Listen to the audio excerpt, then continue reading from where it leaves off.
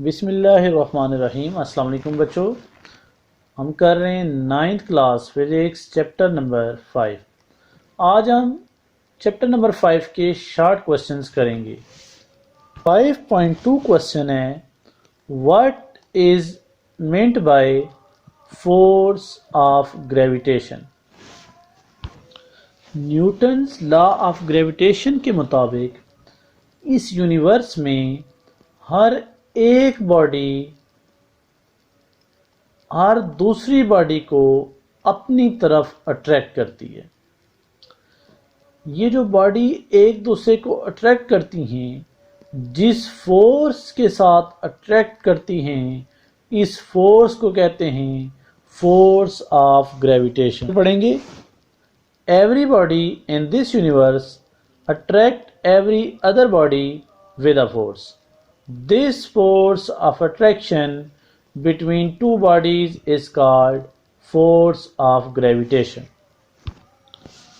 5.3 question है, do you attract the earth or the earth attracts you?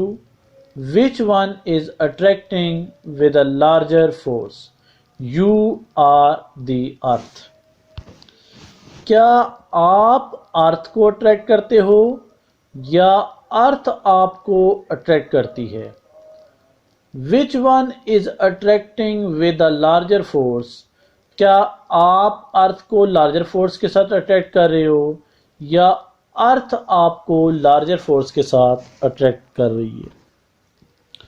Newton's law of gravitation के मुताबिक इस universe में हर एक बॉडी हर दूसरी बॉडी को अपनी तरफ अट्रैक्ट करती है। इसलिए हम कह सकते हैं कि न्यूटन लॉ ऑफ ग्रेविटेशन के मुताबिक अर्थ हमें अट्रैक्ट कर रही है और हम अर्थ को अट्रैक्ट कर रहे हैं। और बच्चों, हमें पता है कि जो अर्थ की फोर्स ऑफ अट्रैक्शन होती है वो बॉडी के वेट के इक्वल होती है। इसलिए इस केस में अर्थ और आप जो हैं सेम फोर्स के साथ एक दूसरे को अट्रैक्ट कर रहे हैं। पढ़ेंगे, according to law of gravitation every body in this universe attracts every other body with a force. Therefore according to this law both earth and you attract each other. We know that the force of attraction of earth is equal to weight of the body. Therefore, in this case, both earth and you are attracting each other with the same force. Next question है 5.6. How can you say that gravitational force is a field force? बच्चों, अर्थ हर body को अपने centre की तरफ attract करती है, चाहे वो बॉडी अर्थ के साथ कांटेक्ट में हो या अर्थ से हाइट के ऊपर पड़ी हो। दोनों सूरतों में अर्थ उस बॉडी को अपनी तरफ अट्रैक्ट करेगी। इसलिए हम कह सकते हैं कि अर्थ की जो फोर्स है ग्रेविटेशन फोर्स, वो फील्ड फोर्स है। आंसर पढ़ेंगे, gravitational force is a field force because we know that weight of a body is due to gravitational force of attraction on that body. This body is in contact or it is not in contact. चाहे वो body earth के साथ contact में हो या ना contact में हो, the force of attraction of the earth will be act in both cases.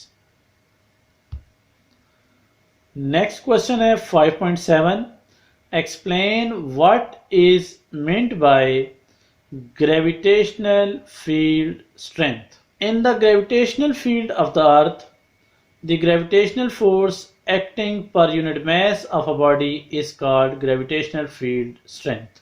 5.8 question है, why law of gravitational is important to us. बच्चों, लॉ ऑफ ग्रेविटेशन की मदद से हम दो बॉडीज के दरमियान फोर्स ऑफ अट्रैक्शन को कैलकुलेट कर सकते हैं। लॉ ऑफ ग्रेविटेशन की मदद से हम मास ऑफ अर्थ फाइंड कर सकते हैं और सैटेलाइट की जो मोशन होती है उसमें लॉ ऑफ ग्रेविटेशन की बहुत ज़्यादा इम्पोर्टेंट है। 5.11 क्वेश्चन है, can you determine the mass of our moon? If yes then what you need to know. जी बच्चों, हम लॉ ऑफ ग्रेविटेशन की मदद से मास ऑफ मून को फाइंड कर सकते हैं। मास का फार्मूला होता है m=g r² कैपिटल जी। अगर हमें वैल्यू ऑफ जी मून के ऊपर पता हो और मून का रेडियस पता हो और वैल्यू ऑफ ग्रेविटेशनल कांस्टेंट पता हो तो हम मास ऑफ मून को फाइंड कर सकते हैं। नेक्स्ट क्वेश्चन है 5.12, why does the value of G vary from place to place? Value of G का फार्मूला होता है G=GME/r²। बच्चों, value of G distance from centre of the earth के ऊपर डिपेंड करती है और ये जो डिस्टेंस है इसके इन्वर्सली प्रोपोर्शनल होती है। अगर बॉडी का डिस्टेंस अर्थ के सेंटर से बढ़ेगा तो वैल्यू ऑफ जी कम होगी और अगर डिस्टेंस कम होगा तो वैल्यू ऑफ जी ज़्यादा होगी। पढ़ेंगे, the value of g depends upon the distance from the centre of the earth. If this distance increases, then the value of g decreases. Similarly, if this distance decreases, then the value of g increases.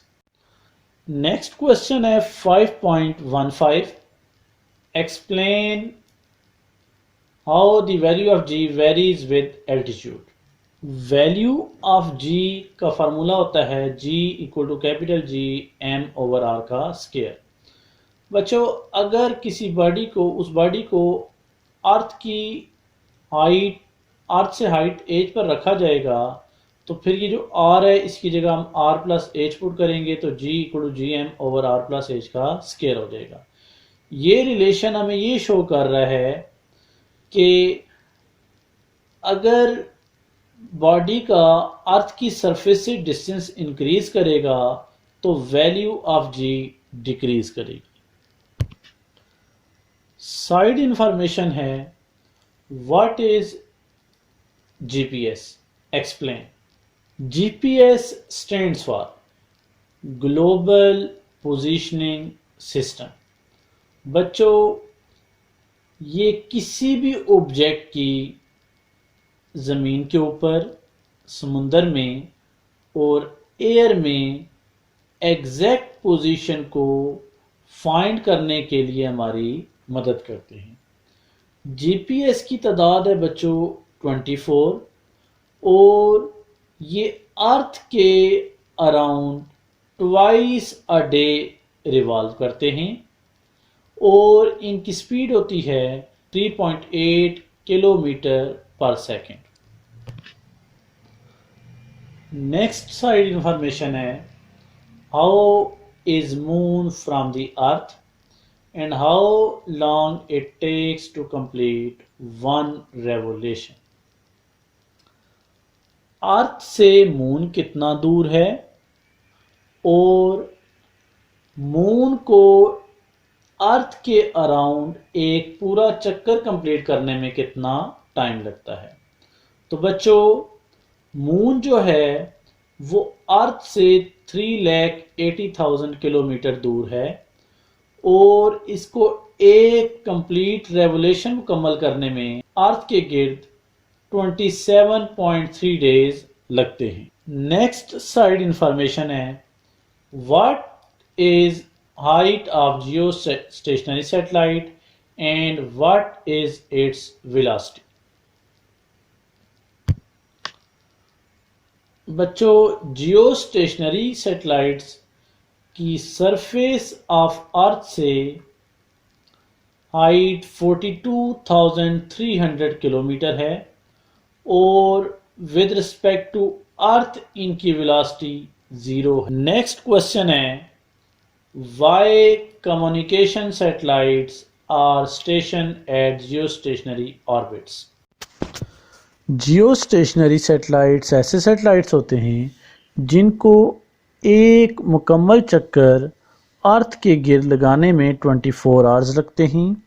क्योंकि अर्थ भी 24 hours में अपने axis के गिर्द एक rotation मुकम्मल करती है, इसलिए जियो स्टेशनरी सैटेलाइट हमें अर्थ की रिस्पेक्ट से स्टेशनरी अपीयर होते हैं।